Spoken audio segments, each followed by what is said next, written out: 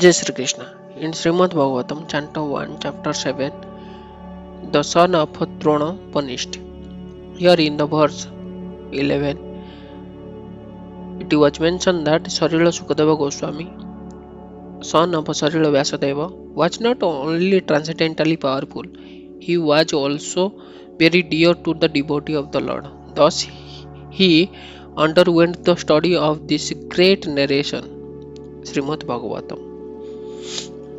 So here it is mentioned, Hareya Gune Krispyukta Matire Bhagavan Vadharayanihi Adhaya Gyano Mahad Akshamannamaha Nityam Vishnu Janapriyaha. It means here the purport is according to the Brahma Bhāgavata Purāṇa. Sarila Sukadeva Goswami was a liberated soul even within the womb of his mother. Sarila Vyasadeva knew that the child after his birth would not stay at home. Therefore, Sarila Vyasadeva Goswami impressed upon him the symphysis of Bhagavatam so that the child could be made attached to the transcendental activities of the Lord. After this birth, the child was still more educated in the subject of the Bhagavatam by recitation of the actual poems. The idea is that generally the liberated soul are attached to the future of impersonal Brahma with a monistic view of becoming one with the Supreme Whole. But by the association of a pure devotee like Vyasadeva, even the liberated soul becomes attracted to the transcendental qualities of the Lord. By the mercy of Sri Narada, Sarila Vyasadeva was able to narrate the great epic of Vedic literature, Srimad Bhagavatam. And by the mercy of Vyasadeva, Sarila Sukadeva Goswami was able to grasp the import.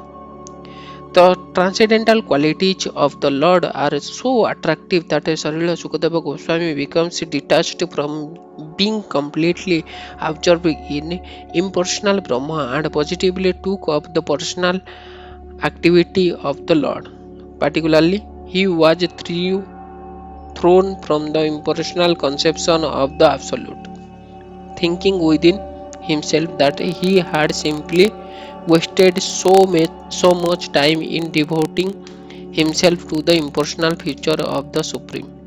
Or in other words, he realized more transcendental bliss with the personal feature than impersonal. And from that time, not only did he himself becomes very dear to the Vishnu Janas or the devotee of the Lord, but also the Vishnu Janas becomes very dear to him. The devotee of the Lord who do not wish to kill individuality of the living entities and who desire to become personal servitor of the Lord do not very much like the impersonalist. And similarly, the impersonalists who desire to become one with the Supreme are unable to evaluate the devotee of the Lord. Thus, from time immemorial, these two transcendental pilgrims have sometimes been competitors.